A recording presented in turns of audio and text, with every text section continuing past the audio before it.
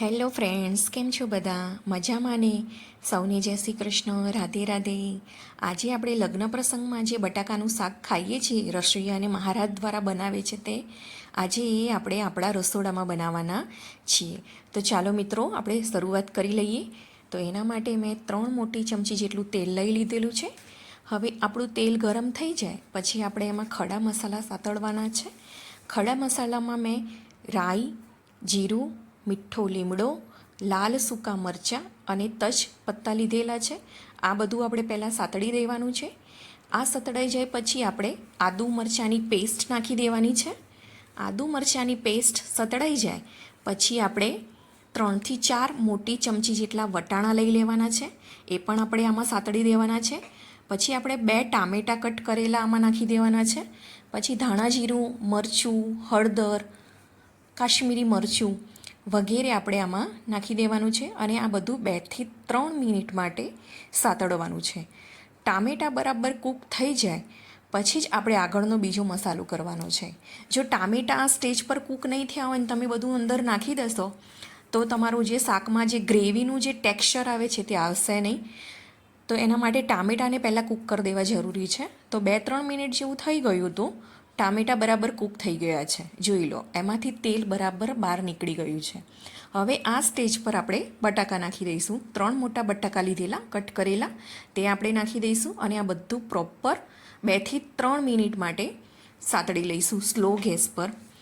બધા જ મસાલા એકસાથે સરખી રીતે આપણે કૂક કરી લેવાના છે. હવે આપણે 3થી 4 મોટી ચમચી જેટલા સિંગદાણા ક્રશ કરેલા લેવાના છે.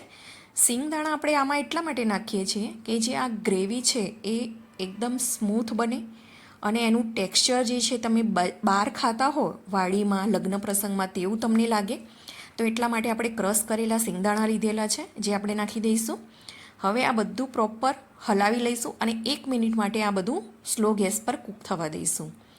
હવે આપણે બધું પ્રોપર મિક્સ કરી લઈશું.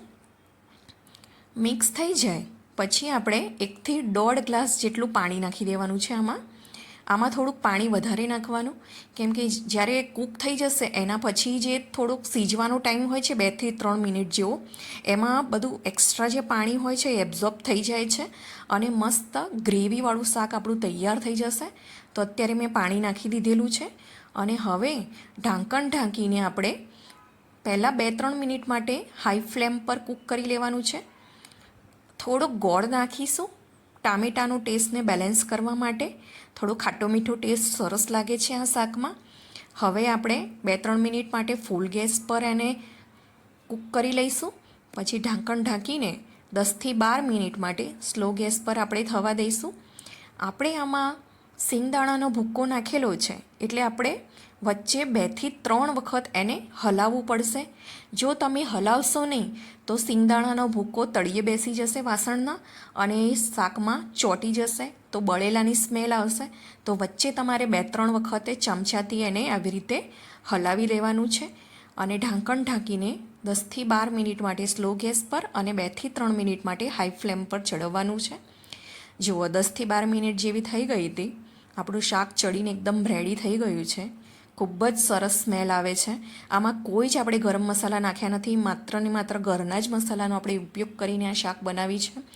એકવાર તમે પણ મિત્રો આ તમે ઘરે બનાવી જોજો. કોઈ ગેસ્ટ આવે, મહેમાન આવે ત્યારે બહુ જ ફાઇન લાગશે તમને. ખરેખર ખૂબ મજા આવશે. પૂરી અને પરાઠા સાથે આ શાક ખૂબ સરસ લાગે છે.